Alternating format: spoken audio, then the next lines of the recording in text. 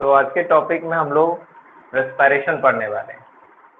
तो life process का जो दूसरा टॉपिक है रेस्पिरेशन, तो उस रेस्पिरेशन को यहाँ पे अभी शुरू करेंगे।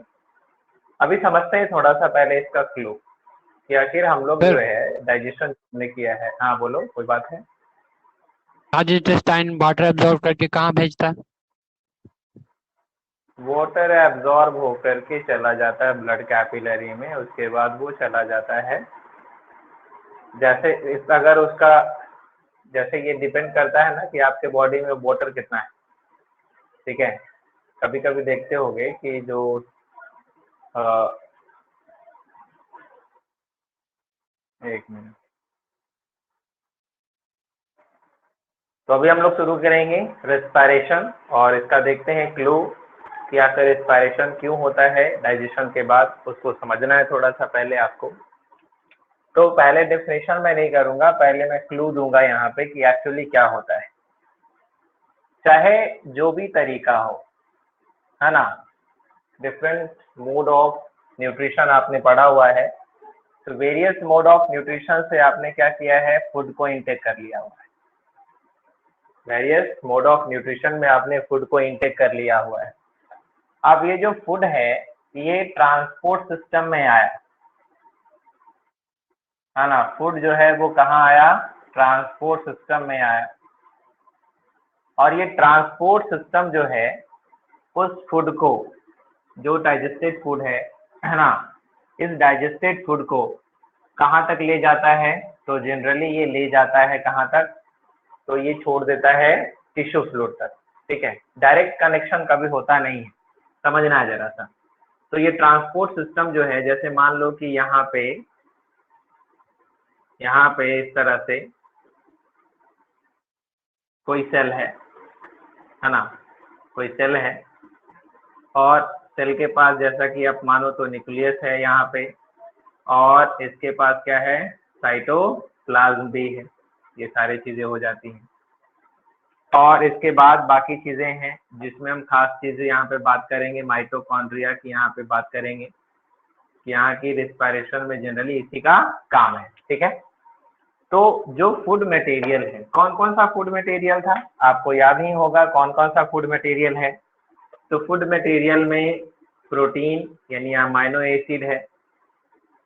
ठीक है, उसी में आप कह सकते हैं कि ग्लूकोज भी है,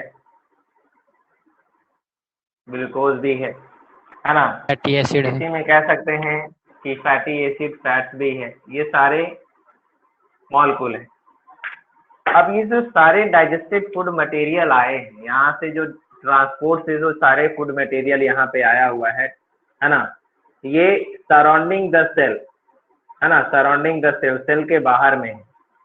लेकिन हमें ध्यान रखना है हमने पहले पढ़ा था कि फूड क्या है, anything which can be obtain, है ना। कोई भी चीज जिसे हम ऑब्टेन करते हैं, फीड करते हैं और वो एनर्जी देता है, तब हम उसको कहते हैं कि वो फूड है। ठीक है, एनर्जी देता है तब वो कहते हैं फूड है। लेकिन ध्यान देना है कि फूड एनर्जी कैसे देगा, फूड एनर्जी कैसे देगा, हमारा पर्पस क्या है। तो ये जो फूड मटेरियल है, ठीक है, ये जो फूड मटेरियल है ये अब जो है वो एंट्री करेगा, कहाँ एंट्री करेगा, तो सेल के अंदर एंट्री करेगा। कहाँ एंट्री करेगा, सेल के अंदर एंट्री करेगा। अब जब ये फूड मटेरियल सेल के अंदर एंट्री करता है, सेल के अंदर जब फूड मटेरियल एंट्री करता है तो ये सबसे पहले सेल के किस पार्ट में आता है, ये ध्यान रखो, सेल के किस पार्ट में आता है सबसे पहले, तो सेल के साइटोप्लाज्म। साइटोप्लाज्म वाले एरिया में आता है ना। सेल के साइटोप्लाज्म वाले एरिया में आता है, साइटोप्लाज्म वाले एरिया में आता है कौन, तो फूड मटेरियल, है ना। जो फूड पार्टिकल्स है, जो फूड पार्टिकल है, या हम इसको फूड पार्टिकल ना कह के कह सकते हैं न्यूट्रिएंट। क्या कहेंगे, न्यूट्रिएंट। ये न्यूट्रिएंट जो है वो कहाँ आया, सेल के अंदर आया, साइटोप्लाज्म में आया। कंडीशन क्या होता है, साइटोप्लाज्म का ये जो कंडीशन है यहाँ पे, साइटोप्लाज्म जो यहाँ पे है इसमें वेरियस एंजाइम कंटेन करते हैं। और वेरियस एंजाइम कंटेन करने के साथ क्या होता है कि चूंकि ये केमिकल फूड है तो न्यूट्रिएंट है, तो वो एक तरह से केमिकल सब्सटेंस ही है।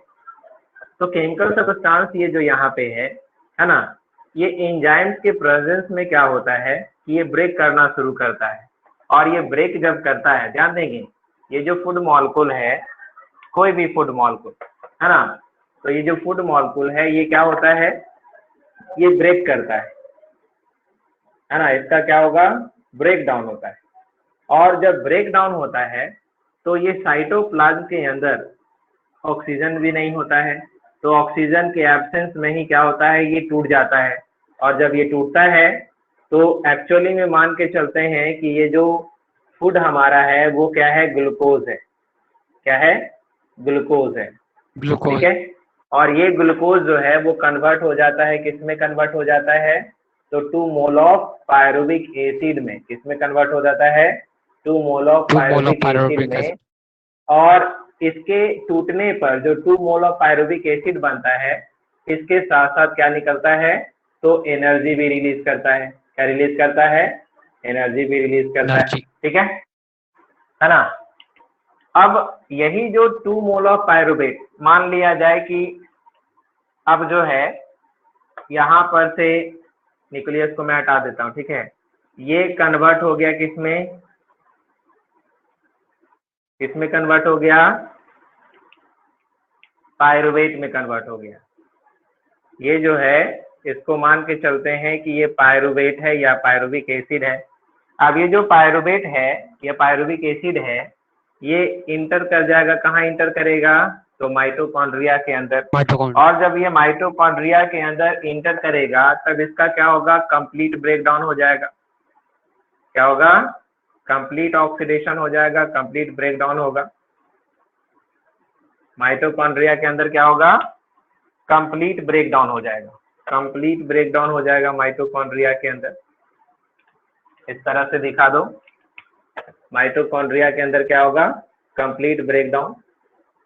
तो कंप्लीट ब्रेकडाउन होने से, कंप्लीट ब्रेकडाउन होने से क्या होता है, कंप्लीट ब्रेकडाउन होने से ये जो पायरुवेट है, पायरुवेट कन्वर्ट हो जाएगा, किस में कन्वर्ट हो जाएगा, तो पायरुवेट कन्वर्ट हो जाएगा CO2 में, और H2O में कन्वर्ट होगा, और जितने भी एनर्जी है वो एनर्जी क्या होता है, रिलीज हो जाता है। तो ये प्रोसेस रहा कि किस तरह से जो फूड है वो रिस्पायरेशन में एनर्जी में कन्वर्ट होगा। तो कुल मिलाकर के अगर हम यहाँ पे बात करते हैं तो हमें ये समझ में आता है कि रिस्पायरेशन का जो मेन मोड या मेन जो इसका जो इम्पोर्टेंस है, वो इम्पोर्टेंस ये है कि जो फूड आपने इनटेक किया है उस फूड से किस तरह से एनर्जी निकालना है, यानी energy liberation is the main, है ना, ठीक है। Energy liberation is the main ambition of the respiration. Main जो एम्बिशन है वो क्या है, एनर्जी रिलीज करना। आपको समझ में आ गया कि ये काम किस तरह से हो रहा है। अब हम इसका अगर डेफिनेशन करते हैं रिस्पायरेशन का, तो रिस्पायरेशन का डेफिनेशन हम आसानी से कर सकते हैं कि रिस्पायरेशन क्या होता है भाई। तो यहाँ पे डेफिनेशन हो जाता है रिस्पायरेशन का कि, है ना, the process of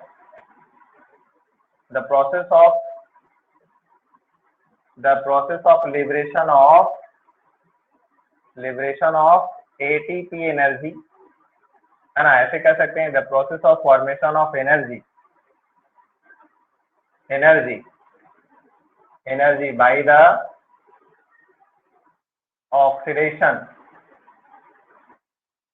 by the oxidation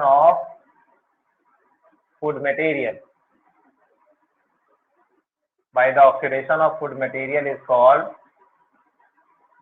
respiration। क्या कहलाएगा, respiration कहलाएगा। यानी वो प्रोसेस जिसमें एनर्जी रिलीज करता हो ऑक्सीडेशन ऑफ फूड से, तो उस मेथड को कहते क्या है, रिस्पायरेशन कहते हैं। लेकिन ध्यान देना है ना, ध्यान ये देना है कि अगर सचमुच में अगर आगे के क्लासेस में आप पढ़ते हो तो ये जो ऑक्सीडेशन वाली बात हमने यहाँ पे लिखा हुआ है ये गलत साबित हो जाएगा। गलत साबित कैसे हो जाएगा, ऑक्सीडेशन होता है, लेकिन ऑक्सीजन का जो वर्क है वो वर्क दूसरा है। ऑक्सीजन जो है वो कभी भी फूड को ब्रेक डाउन नहीं कर रहा होता है। ये मैं तुम लोग को बता रहा हूँ, समझना। लेकिन 10th क्लास के लिए आपको यही याद रखना है, डेफिनेशन यही आपके लिए सही है।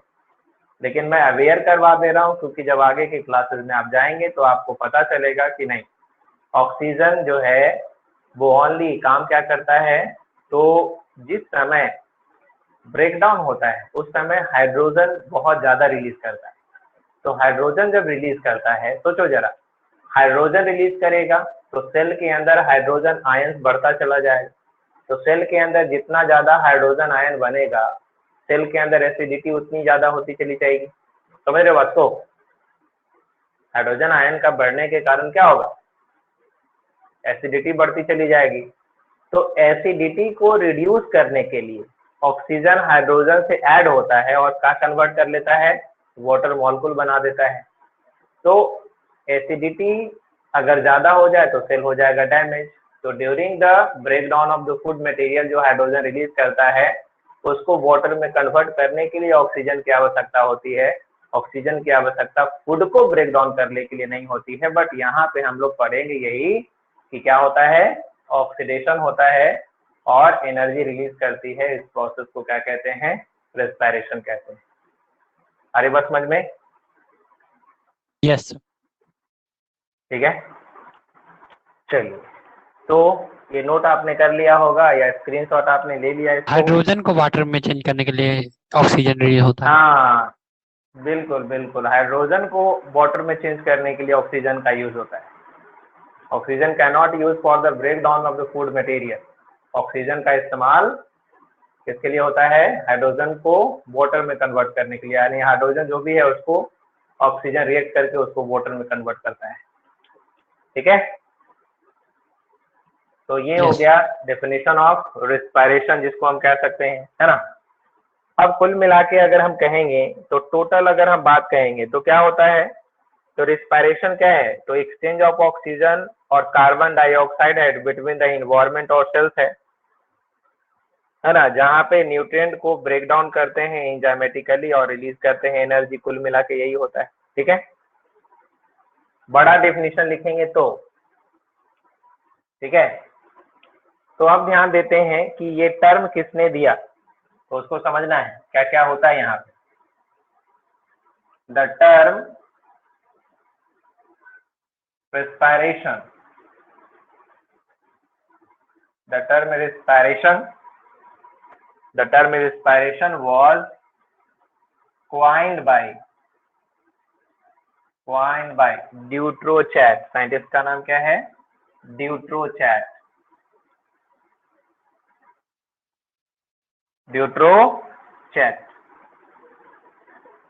है ना, ड्यूट्रोचैट। इन कब दिया था, 1824 में। ठीक है, the term respiration was coined by Dutrochet in 1824। Any problem? No sir. ठीक है, चलिए कुछ पॉइंट्स यहाँ पे नोट कर लेते हैं। जैसे क्या क्या होता है रेस्पिरेशन, है ना। Respiration consist A number of, बहुत सारे हैं, ए नंबर ऑफ स्टेप्स। ठीक है, respiration consist A number of steps. अब ये कौन कौन सा स्टेप्स है, कौन कौन सा स्टेप है उसको समझना है। ठीक है, कौन कौन सा स्टेप है उसको समझना है। तो इसको मिटाना पड़ेगा, मिटा दो इसको। Yes sir.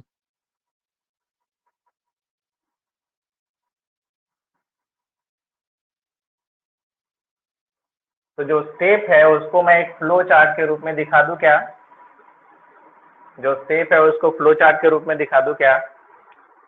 Yes sir. Last line क्या था सर? क्या last line, first line? Last line sir. जो ये है last line, respiration consists a number of states, ठीक है, a number of states। जो अभी पढ़ा था आपने उसी को यहाँ पे थोड़ा सा नोट कर देते हैं, है ना, समझना कैसे क्या होता है। देखो, इन्वायरमेंट,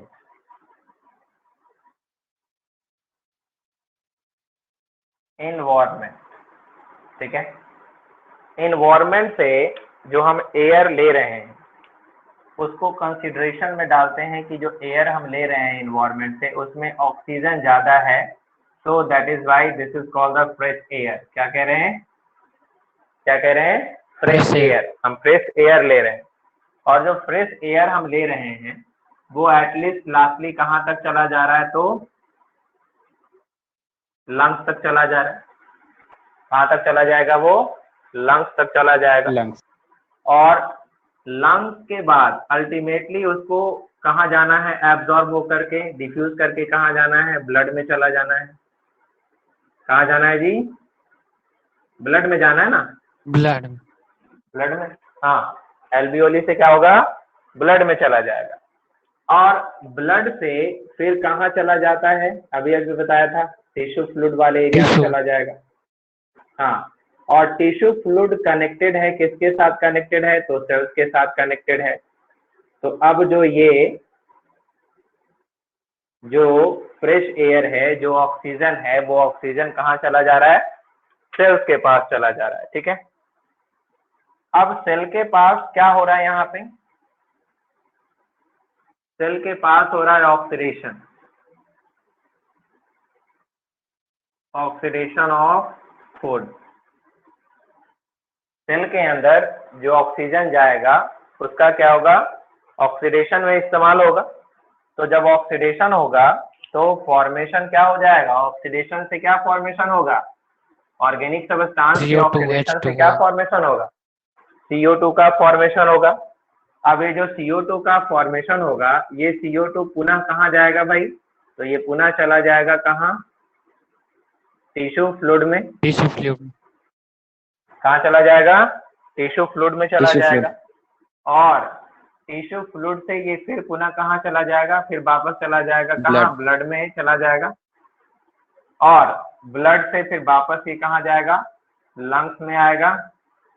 और लंग्स से ये बाहर जो आएगा CO2 कंटेनिंग एयर को हम क्या कहेंगे, फॉल एयर बोलेंगे, दूषित हवा, फॉल एयर बोलेंगे। और ये फॉल एयर फिर कहाँ निकल जाएगा, इन्वायरमेंट, तो इन्वायरमेंट में निकल जाएगा। आई थिंक सारी बातें समझ में आ गई, ठीक है। यस सारी बात समझ में। हाँ, अगर यहाँ पे क्लू दे दे आपको कि क्या होता है, ब्लड में ऑक्सीजन Hb के साथ जुड़ता है, ब्लड में ऑक्सीजन Hb के साथ जुड़ता है, और किस फॉर्म में जाता है, तो HbO2 के फॉर्म में ट्रांसपोर्ट हो जाता है। HB हीमोग्लोबिन, हाँ, HB हीमोग्लोबिन, ठीक है, ऑक्सी हीमोग्लोबिन। और यहाँ से टिश्यू फ्लूइड से जब ब्लड में जाएगा तो यहाँ पे किस में कंबाइन होता है, इसमें कंबाइन होता है CO2 प्लस Hb, ठीक है, ओनली 23%। कितना परसेंट, 23% ही कार्बन जो है Hb के साथ जुड़ता है, बाकी सभी प्लाज्मा के साथ जाते हैं, ठीक ना। और ये किस फॉर्म में होता है, कितना, Hb का एक मॉलिक्यूल में कितना CO2 होता है, Hb के एक मॉलिक्यूल में कितना CO2 होता है, देखिए बता देते हैं यहाँ पे। तो 1 Hb में करीब करीब जो होता है वो 4 ऑक्सीजन मॉलिक्यूल होता है। कितना होता है, 4 ऑक्सीजन मॉलिक्यूल होता है। हाँ, तो उसी अनुसार से जोड़ लीजिए कि अगर 4 ऑक्सीजन मॉलिक्यूल है तो कितना CO2 होगा, 4 CO2 भी कंबाइन करेगा, ठीक है। 1 Yes. Hb can carry how many oxygen? 4 4 molecules. Oxygen molecule. ठीक है। HbCO2 जिसको कहते हैं कार्बामिनो हीमोग्लोबिन, कार्बामिनो हीमोग्लोबिन, और ये ऑक्सी हीमोग्लोबिन। अब यहाँ से ये रिलीज करके चला जाएगा, कहाँ चला जाएगा? तो लंग्स में जाएगा, तो लंग्स में CO2 लंग्स में चला जाएगा, Hb तो रह जाएगा वापस, Hb तो रिटर्न बैक है ना, Hb तो ब्लड में ही रह जाएगा, CO2 क्या होगा? निकल के चला जाएगा। और ये फॉल एयर इसलिए कह रहे हैं क्योंकि CO2 कंटेनिंग एयर को फॉल एयर कहेंगे, और ये निकल करके चला गया उधर। तो ये एक तरह से मल्टी स्टेप हो गया, है ना। ये पूरी प्रक्रिया है, ये पूरा प्रोसेस है कि आपके बॉडी में जो है यही प्रोसेस होता है एयर के साथ। अरे बस समझ में? कार्बोक्सी हेमोग्लोबिन क्या होता है?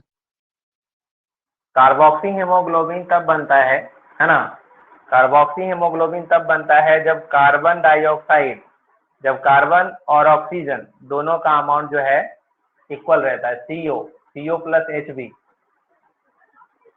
है ना, तब बनाता है कार्बोक्सी हेमोग्लोबिन। Carbon monoxide. ठीक है। हाँ, आई बात समझ में? यस तो सर। कुल मिला के ये क्या है? फ्लो चार्ट बन गया। ये जो है ये फ्लो चार्ट ऑफ RSP मतलब रेस्पिरेशन।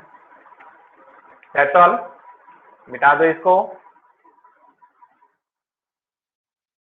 चलिए, तो कुछ अब टर्मिनोलॉजी को समझते हुए आगे बढ़ते हैं हम लोग। ठीक है, मिटा यस। दूं?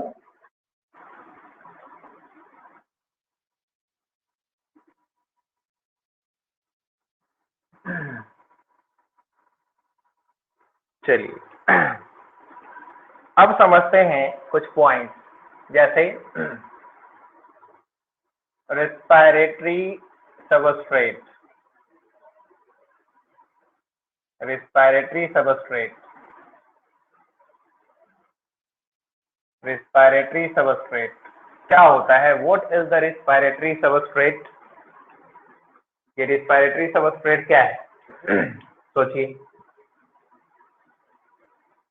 सबस्ट्रेट यानी सबस्टांसेस यानी फूड मटेरियल, और रेस्पिरेटरी इट मीन्स दैट की द फूड मटेरियल और the nutrient which can use in the respiration, जो रिस्पायरेशन में यूज होगा उस सारे फूड मटेरियल को या न्यूट्रिएंट्स को हम क्या कहेंगे?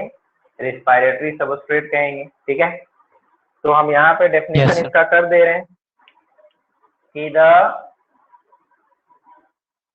ऐसे लिख सकते हैं, ऑल न्यूट्रिएंट,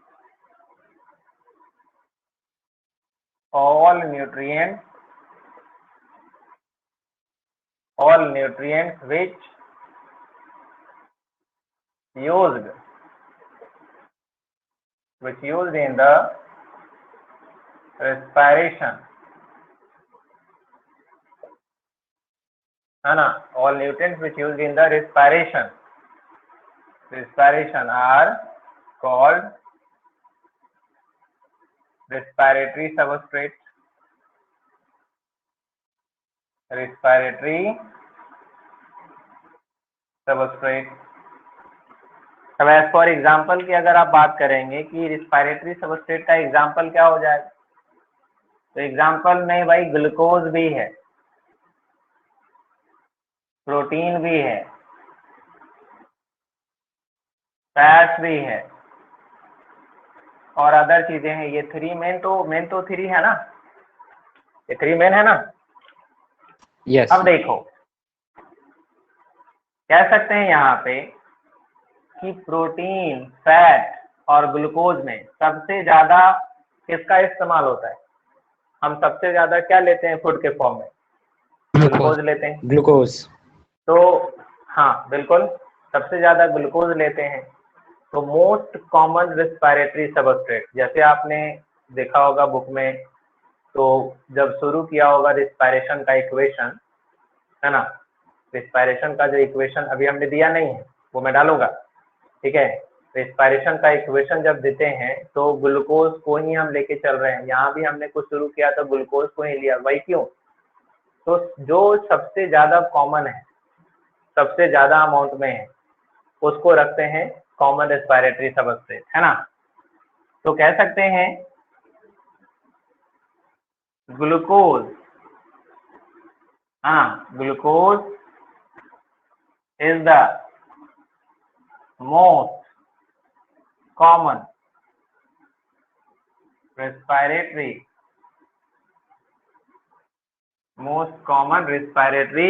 सबस्ट्रेट। ग्लूकोज को क्या कहते हैं, most common respiratory substrate consider करते हैं, ठीक है। बिकॉज ये ज्यादा अमाउंट में हम लोग इस्तेमाल करते हैं, यूज करते हैं इसको। Other are the respiratory substrate but most common respiratory substrate कौन है, ग्लूकोज है ना। ग्लूकोज।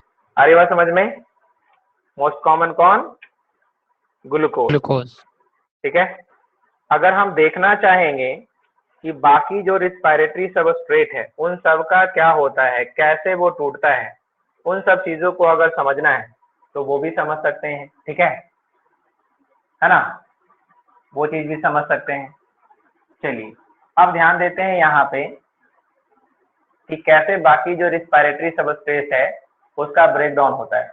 ग्लूकोज के बारे में तो सभी को पता रहता है, लेकिन प्रोटीन कैसे टूटता है ना, फैट कैसे टूटता है उसको थोड़ा देखते हैं। लेकिन प्रोटीन और फैट को ब्रेक करना ये थोड़ा ज्यादा कॉम्प्लेक्स प्रोसेस हो जाता है, इसलिए इसको शॉर्ट तरीके से लिया जाता है ना। और ग्लूकोज चूंकि सिंपल भी है, फोटोसिंथेसिस में भी ग्लूकोज को हम लोग देखते हैं बनाते हुए, और रिस्पिरेशन में भी ग्लूकोज को ही ब्रेक करेंगे पायरुवेट के फॉर्म में, ठीक है। क्लियर हो गया, रिस्पिरेटरी सबस्ट्रेट बात समझ में आ गई, है ना। चलिए अब थोड़ा सा देखते हैं कैसे क्या होता है, मिटा दूं। यस।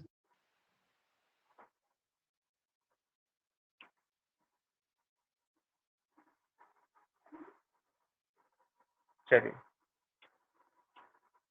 तो आइए समझते हैं फैट, ठीक है, कार्बोहाइड्रेट,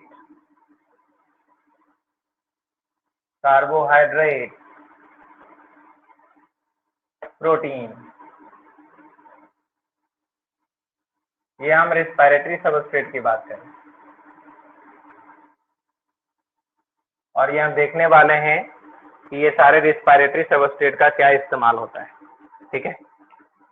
तो आइए समझ लेते हैं कि कार्बोहाइड्रेट जो है वो डाइजेशन होता है तो किस में कन्वर्ट हो जाता है, कार्बोहाइड्रेट किस में कन्वर्ट हो जाता है, सिंपल शुगर ग्लूकोज में कन्वर्ट हो जाता है। ग्लूकोज। एटलीस्ट लास्ट में क्या बनाता है, ग्लूकोज बनाता है, समझ रहे हो बात को। और ये प्रोटीन डाइजेशन से क्या बन जाता है, अमाइनो एसिड। अमाइनो एसिड बना लेता है। चलिए ये भी मालूम है कि अमाइनो एसिड बना लेता है। और फैट का डाइजेशन होता है तो क्या बना लेता है, fatty acid and glycerol. Fatty acid बना लेता है, ग्लिसरॉल। फैटी एसिड और ग्लिसरॉल बना लेता है, ठीक है। अब यहाँ ध्यान देना, ग्लूकोज एक पाथवे से पास करता है, ग्लूकोज एक पाथवे से पास करता है, उस पाथवे को कहते हैं ग्लाइकोलाइसिस। ध्यान देंगे प्रोसेस क्या होता है, the breakdown of glucose, the process of breakdown of glucose to form pyruvate. Glucose break करके पायरुवेट बनाता है, इस प्रोसेस को कहते क्या है, ग्लाइकोलाइसिस। It means that कि breakdown of glucose is not a single step process. This is the multi-step process. Glucose का ब्रेकडाउन क्या है, मल्टी स्टेप प्रोसेस है, उसमें कई स्टेप होते हैं, करीब करीब 8 to 10 स्टेप्स वहां पे होते हैं, करीब करीब 10 स्टेप्स होते हैं, तब जाकर के ग्लूकोज जो है कंप्लीटली टूटता है और कन्वर्ट होता है, किसमें है, किसमें कन्वर्ट होता है, पायरुवेट एसिड और पायरुवेट में, ठीक है। और कुल मिला के हम कहेंगे तो हम लोग ये भी सीखा था कि रिस्पायरेशन और फोटोसिंथेसिस जो होता है वो क्या होता है, जनरली अपोजिट प्रोसेस होता है ना, जनरली अपोजिट होता है, वो हम लोग पढ़ेंगे, अभी इसके बाद पढ़ेंगे, है ना। पहले यहाँ समझ लेते हैं पूरी तरह से, ध्यान देते हैं। मैं पहले यहाँ पे कंप्लीट कर रहा हूँ। अब ये जो ग्लूकोज है ना, ये ग्लूकोज जो है ये एटीपी का इस्तेमाल करता है। ये जो ग्लूकोज है वो एटीपी का इस्तेमाल करता है और तब जाके ये ग्लूकोज कन्वर्ट हो जाता है किस में मालूम है, ग्लूकोज 6 फॉस्फेट में कन्वर्ट हो जाता है। बहुत डिटेल नहीं करेंगे यहाँ पे शॉर्टली करेंगे, बस बताएंगे ग्लूकोज में एटीपी इस्तेमाल होगा, यानी उसका जब फॉस्फेट इस्तेमाल होगा तो फॉस्फेट जो है ग्लूकोज में कितने कार्बन है ये मालूम है ना, 6 कार्बन। 6 कार्बन है। तो ये जो 6 फॉस्फेट लिखा है आपने पढ़ा होगा, नोमेनक्लेचर नहीं पढ़ा आपने केमिस्ट्री में अभी तक, तो ध्यान देना है कि जितने नंबर पे हम फॉस्फेट को ऐड करते हैं कार्बन का वो नंबर डाला जाता है।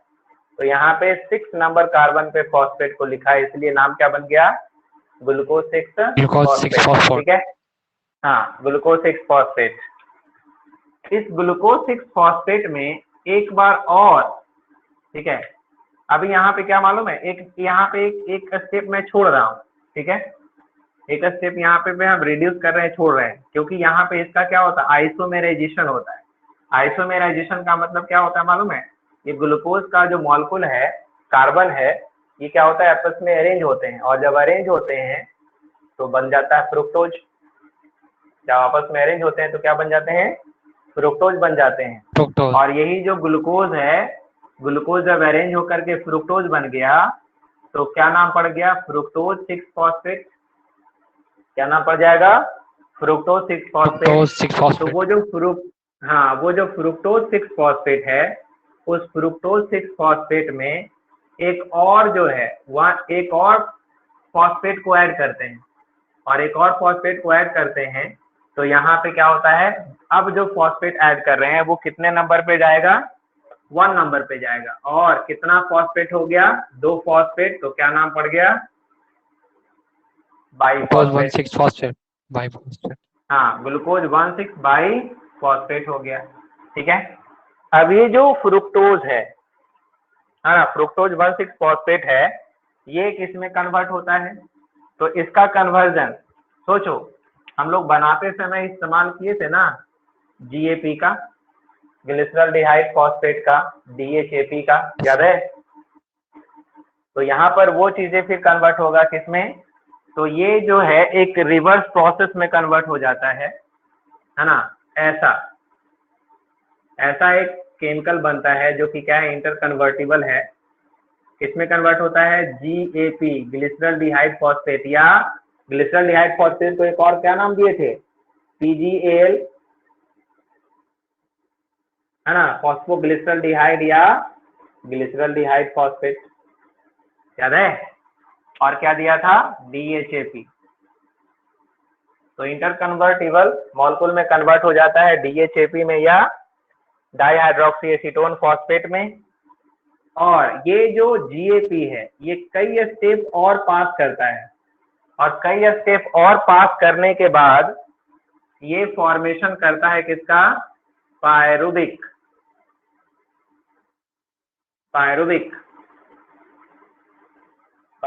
एसिड का। किसका फॉर्मेशन करता है, पायरुविक एसिड का फॉर्मेशन करता है। ठीक है, और ये जो पायरुविक एसिड है, ये पायरुविक एसिड फिर से एक और दूसरे मॉलिक्यूल में कन्वर्ट होता है, एसिटाइल को ए में कन्वर्ट होता है। ज्यादा ध्यान मत देना, बस सीखना कि ये हो रहा है, ये हो रहा है, और ऐसा हम आगे और भी पढ़ने वाले हैं। यहाँ पे अभी रफ स्केच है कि कैसे इन सब का इस्तेमाल होगा। तो ये जो एसिटाइल को ए है, this acetyl co A can inter into the, कहाँ इंटर करेगा, क्रेब्स साइकिल में। नाम तो सुना ही होगा, माइटोकॉन्ड्रिया में क्रेब्स साइकिल होता है ना। तो ये जो एसिटाइल को है, अब ये जो है वो क्रेब्स साइकिल में इंटर करता है। ठीक है, तो ये ग्लूकोज के साथ ये प्रक्रिया हुई। फैटी एसिड के साथ क्या होता है है ना, इसको समझना है। तो ये जो ग्लिसरॉल है, ग्लिसरॉल डायरेक्टली जो है वो कन्वर्ट होता है केमिकल रिएक्शन होते हुए, किसमें कन्वर्ट होता है, डायरेक्टली किसमें कन्वर्ट होता है, DHAP में। बहुत आसान है, इसीलिए इसको पहले बनाया।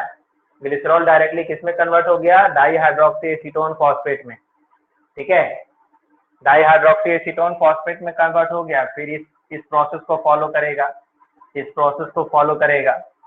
और फैटी एसिड जो है वो क्या होता है, तो फैटी एसिड पता है, ये फैटी एसिड जो है वो डायरेक्टली जो है एसिटाइल कोए में कन्वर्ट होता है ना, डायरेक्टली किस में कन्वर्ट होता है, एसिटाइल कोए में कन्वर्ट होता है।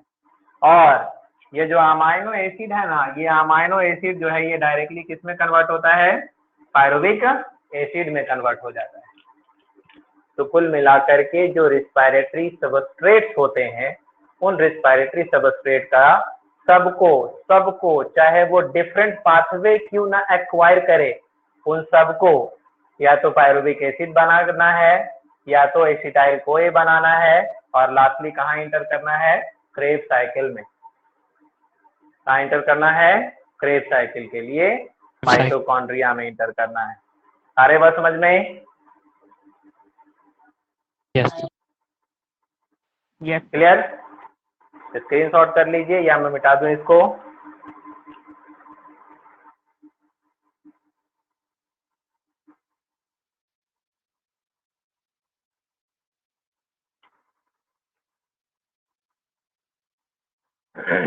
हो गया,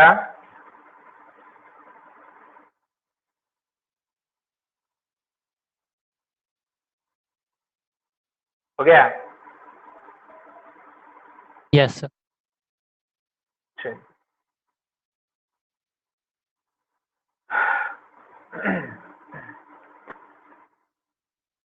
मिटा दूं,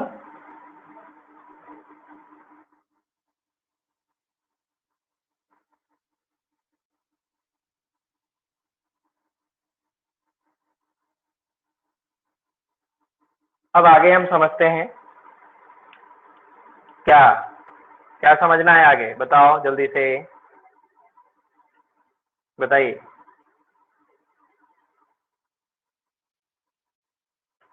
बोलिए बोलिए, चलिए तो ध्यान देते हैं अब यहाँ पे जो है ना, इक्वेशन बेस्ड डिफिनीशन की बात हम करते हैं, इक्वेशन बेस्ड डिफिनीशन की बात करते हैं।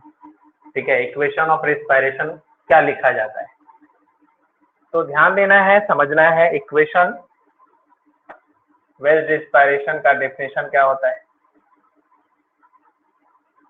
ठीक है, जैसे कैसे कैसे से कि फोटोसिंथेसिस में क्या होता है ना, क्या होता है, CO2 H2O का इस्तेमाल होता है, और यहाँ पे क्या होता है उसको समझना है। तो equation of respiration, equation of respiration को समझना है यहाँ पे। तो इक्वेशन को देखो जरा सा कैसे क्या है जो, तो यहाँ पे हमें मिलता है 6CO2 है ना, C6H12O6 प्लस क्या इस्तेमाल करते हैं, 6O2 का इस्तेमाल करते हैं, 6O2 का इस्तेमाल करते हैं।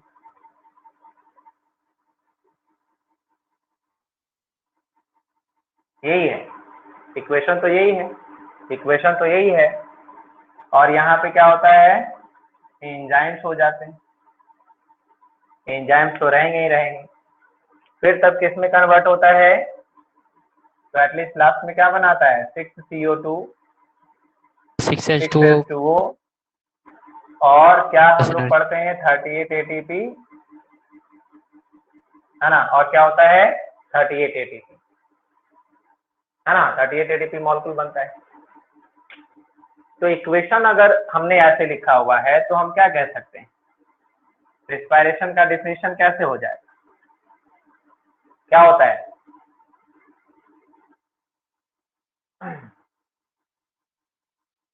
तो यहाँ पे लिख सकते हैं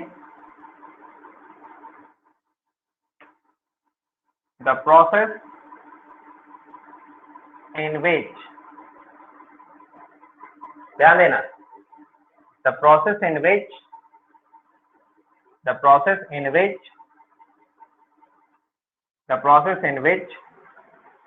glucose oxidize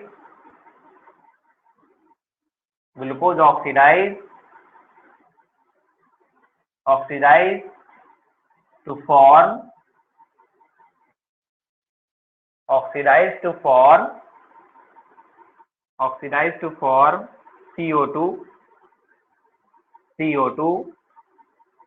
H2O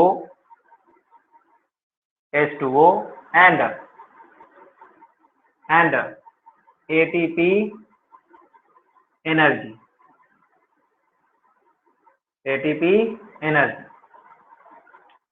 क्या? ATP energy. अब यहाँ पे फिर ये बात आ गई कि क्या सचमुच में फूड के ब्रेक डाउन से ही एटीपी एनर्जी रिलीज कर जाता है? नो, एटीपी एनर्जी बनाया जाता है। पढ़े थे? नहीं, तुम लोग नहीं पढ़े। एटीपी एनर्जी क्या होता है? बनाया जाता है। कैसे बनता है? तो उस चीज को यहाँ पे हम समझते हैं कि कैसे जो है एटीपी एनर्जी बनाया जाता है। ठीक है, अब यहाँ पे क्या होता है, एटीपी एनर्जी जो निकलता है वो क्या होता है? यहाँ पे हम एटीपी एनर्जी ना लिखें तो बेटर होगा, क्योंकि हमें यहाँ पे इस पे डिस्कशन करना ही है कि एनर्जी जो निकला वो किस फॉर्म में निकला।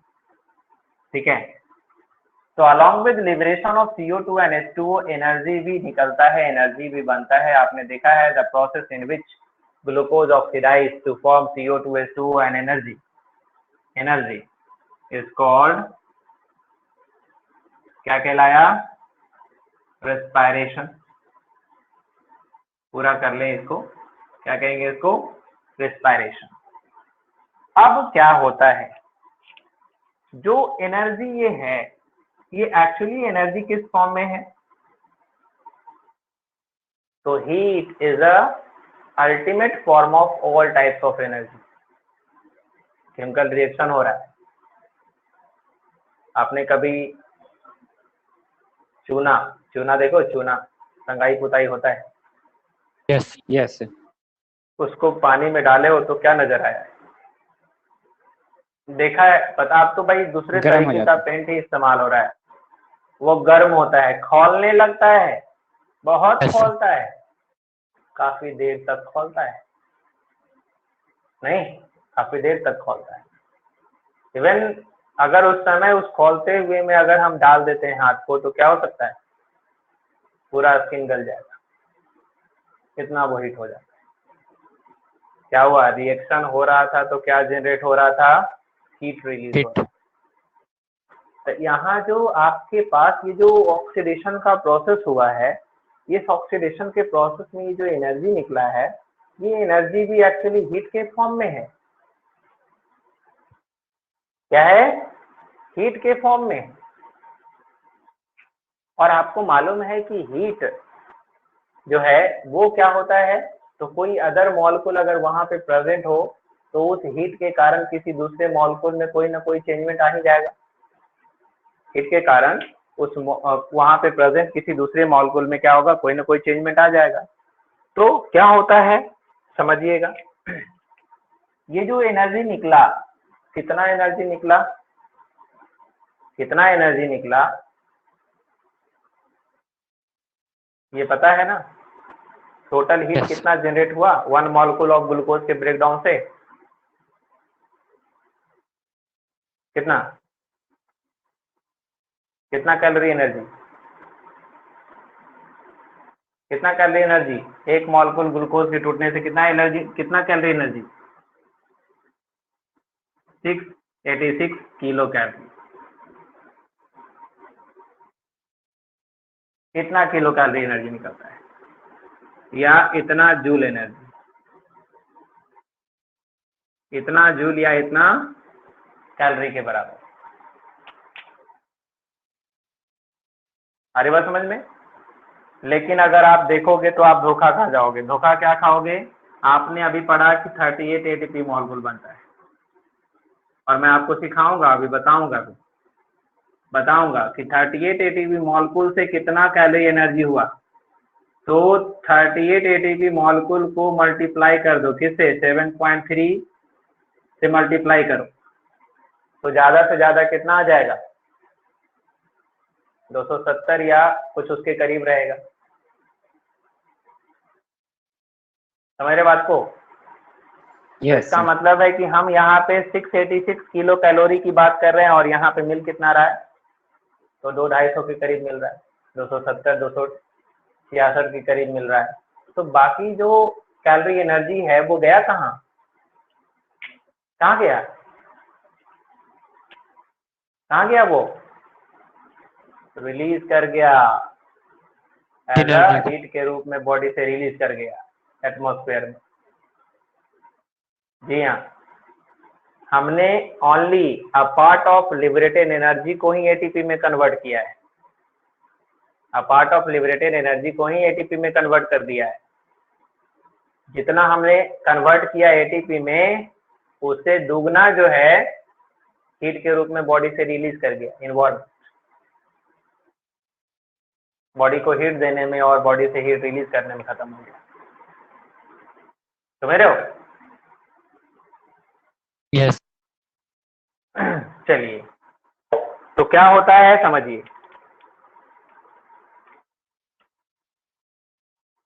Part of liberated energy picked up ठीक है, part of liberated energy picked up for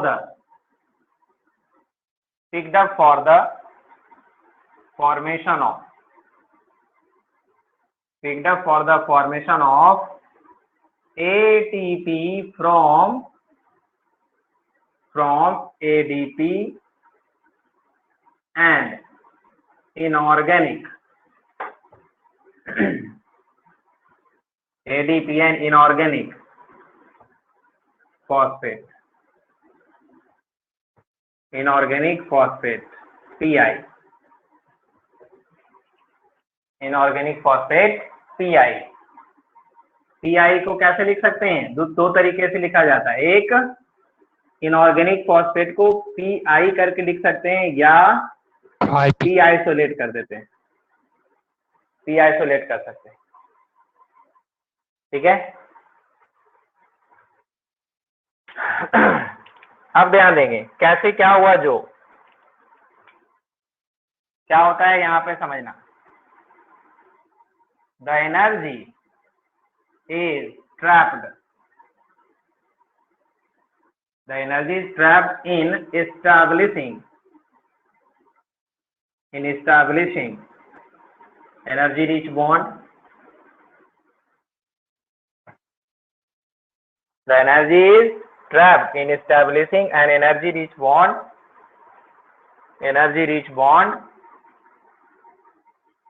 is represented by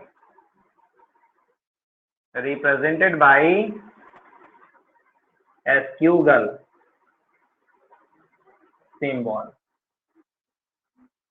Esquigel symbol, अब ये Esquigel symbol क्या है? Esquigel symbol ऐसे होता है, Esquigel symbol। ये जो सिंबल है इसको क्या कहते हैं? Esquigel symbol बोलते हैं। Esquigel symbol। और ऐसे आता Esquigel। ठीक है, अब देखो ये जो लिख रहे हैं हम, इसको यहाँ पर रिप्रेजेंट करते हैं। हुआ क्या इस एनर्जी का? मिटा दो ऊपर। Yes. क्लियर है बात? कोई दिक्कत है किसी को? No. नहीं। तो ये जो एनर्जी था, इस एनर्जी का इस्तेमाल क्या हुआ, पिक्ड अप किया गया, क्या बनाने के लिए, एटीपी बनाने के लिए। कुछ एनर्जी को कहां से, एडीपी और एटीपी को जोड़ने में। Organic phosphate. कैसे, तो ADP plus inorganic phosphate, inorganic phosphate, और अगर नहीं ऐसे लिखना चाहते हैं तो आप ऐसे लिखिए, लेकिन इनऑर्गेनिक फॉस्फेट प्लस जो एनर्जी है वो, एनर्जी है वो, यहाँ पे एक एंजाइम भी है। कौन सा एंजाइम, एटीपीएच। कौन सा एंजाइम, एटीपीएच। एडीपीए। और किसमें कन्वर्ट हो गया, ये कन्वर्ट हो गया ATP एटीपी में, या ऐसे करके दिखा सकते हो, एडीपी एस्क्यूगल पी। एस्क्यूगल क्या दिखा रहा है, ये एनर्जी के इस समय एटीपी का फॉर्मेशन हुआ है। दूसरे तरीके से मैं बताऊं आपको तो कुछ ऐसा, एक adenosine, one adenosine phosphate, phosphate, phosphate, ठीक है, ट्राइफॉस्फेट हो गया। यहाँ पे क्या है, पहले से इसको जोड़ने के लिए, पहले से इसको जोड़ने के लिए यहाँ पे क्या मौजूद है, तो एनर्जी था, यस, एडिनोसिन अटैच्ड विद दो phosphate with energy, energy bond पहले से है। तीसरा अभी किसके साथ जुड़ेगा, एनर्जी के साथ जुड़ेगा, और जुड़ेगा तो क्या हो जाएगा, क्या फॉर्मेशन हो जाएगा, कंप्लीट। तो ये बन गया एपी, देखो ना, इसको कंसिडरेशन करो, क्या बन गया ये, एपी। एपी एपी, एपी को जो है आइसोमेराइज करो, मतलब इसको थोड़ा मोल्ड करो। तो मोल्ड करो कैसे, कितना फॉस्फेट है, एक, वन वन फॉस्फेट। तो वन को क्या लिखते हैं, मोनो। मोनो तो यस एक टर्म यहाँ जोड़ दो, तो लिख सकते हैं एएमपी, एडिनोसिन मोनोफॉस्फेट। फॉस्फेट का रिप्रेजेंटेशन क्या हुआ, वन फॉस्फेट, मोनोफॉस्फेट। यहाँ देखो ऐसे, यहाँ देखो ऐसे, यहाँ देखो ऐसे, यहाँ पे क्या हो गया, अब क्या हुआ, अब क्या हुआ, कितना फॉस्फेट आ गया, अब कितना फॉस्फेट आ गया, दो दो। क्या नाम हो गया, एडीपी। डाइफॉस्फेट समझ रहे बात को। अब एक और जो यहाँ पे एडीपी, जो यहाँ पे हमारा एटीपी बन रहा है, तो कितना फॉस्फेट आ गया, तीन। तीन आ रहा बात समझ में कि कैसे ये जुड़ा हुआ है। अब कहोगे कि Yes. एएमपी के फॉर्म में क्यों नहीं रहता, एएमपी के फॉर्म में क्यों नहीं रहता, एडीपी के फॉर्म में क्यों रहता है, रह सकता है, क्यों नहीं रह सकता है, बिल्कुल एएमपी के फॉर्म में आ सकता है। आप कह रहे हो कि हमने मान लिया कि हम एटीपी को हम ब्रेक करते हैं, हम इसमें से एक एनर्जी निकाल लेते हैं, एडीपी बन गया। एक एनर्जी निकालने का मतलब एक फॉस्फेट अलग हो जाना, यस है ना, तो एडीपी बच गया। सोचिए, तो बॉडी क्या कहता है, बॉडी कहता है कि जब हमारे पास एनर्जी कम हो रहा है तो हम एनर्जी को बहुत कम करके हम एनर्जी लेना शुरू करें, कि एनर्जी एक लेवल पे कम हो, ताकि हम उस एनर्जी को क्या करें, तुरंत जो है बना लें। अगर हम एडीपी में से फिर एडीपी से फिर एक एनर्जी निकाल करके हम अलग हटा देते हैं और हमारे पास एएमपी बच जाता है, तो हमारे पास एनर्जी करेंसी जो है, एनर्जी जो लेवल है हमारे पास, ये क्या हो जाएगा, बहुत ही लो हो जाएगा, बहुत ही लो हो जाएगा। तो ऐसे में सेल डैमेज होने का चांस है। तो ये कंडीशन इसीलिए बना रहता है कि जब तक हमारे पास एडीपी बना हुआ है, कोशिश होता है कि तभी हम क्या करें, वापस इसको किस में कन्वर्ट कर ले। ATP में। हाँ ठीक है। सर आया बात समझ में? एडोनिसिन के साथ 4 फॉस्फेट जुड़ सकता है? नहीं, एडिनोसिन के साथ 4 फॉस्फेट नहीं जुड़ सकता है। ठीक है, क्यों भाई? तो जो एडेनाइन है वो एक नाइट्रोजन कंपाउंड है, और एक नाइट्रोजन में ज्यादा से ज्यादा कितना जुड़ सकता है? नाइट्रोजन का वैलेंसी कितना 3। आता है जी? 3। तो सोचो,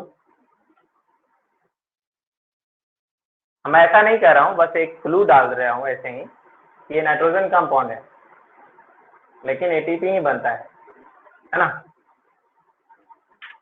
अरे बात समझ में? यस। चलिए,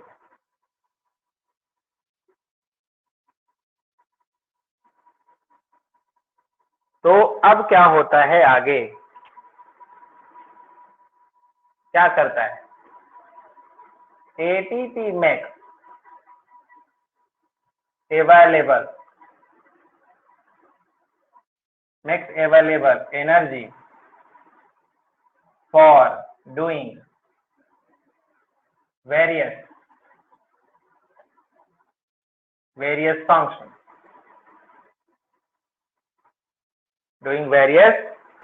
functions, and at this time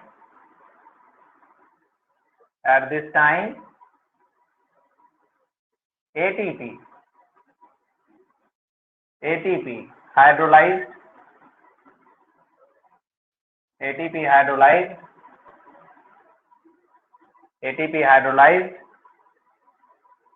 into ADP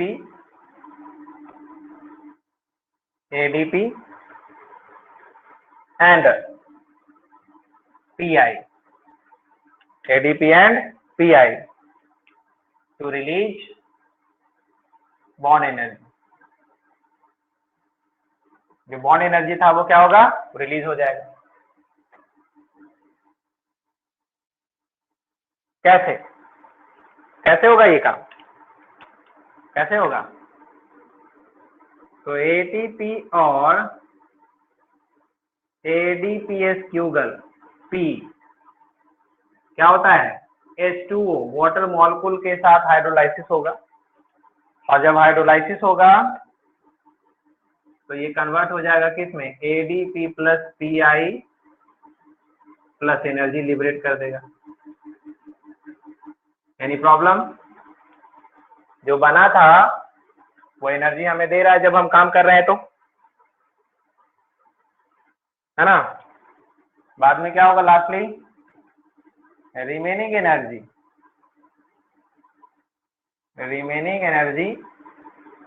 dissipated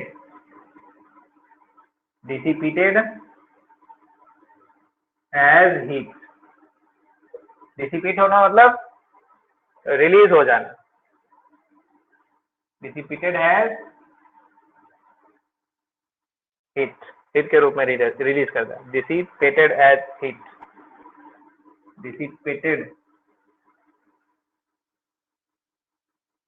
heat के रूप में रिलीज कर जाता है, एटमॉस्फेयर में चला जाता है। तो यहाँ पे एक और क्वेश्चन मिल रहा है कि which molecule break down the ATP?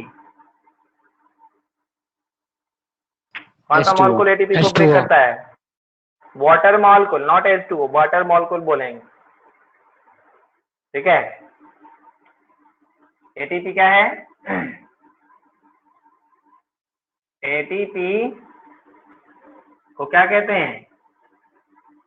Energy currency Energy currency of the और सेलुलर एनर्जी भी बोलते हैं। एनर्जी करेंसी या सेलुलर एनर्जी बोलते हैं। ठीक है, ADP प्लस 2 फॉर्म के बाद क्या है? कहाँ? First point. है ये ADP makes available Into. energy for various functions and at this time ATP hydrolyzed into ADP and PI मतलब inorganic phosphate to है ना to release bond energy. यहाँ bond energy रिलीज छूट गया to release bond energy.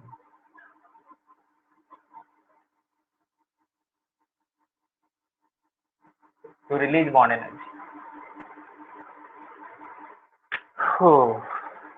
ठीक है, हो गया, मिटा दूं? Yes. Yes. और थोड़ा सा बात कर देते हैं. 1 ATP से कितना कैलोरी निकल रहा है?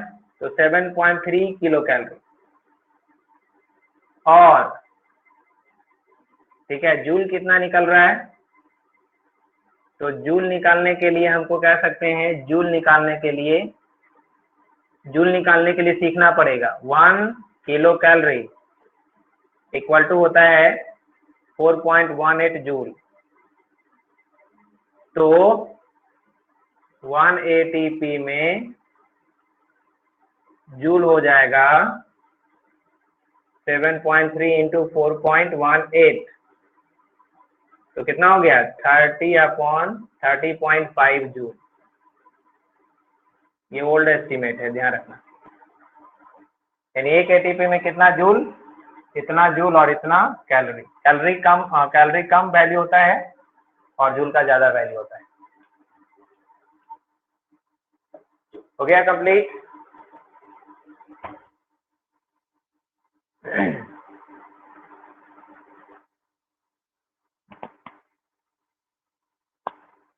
चलिए स्क्रीनशॉट कर लोगे.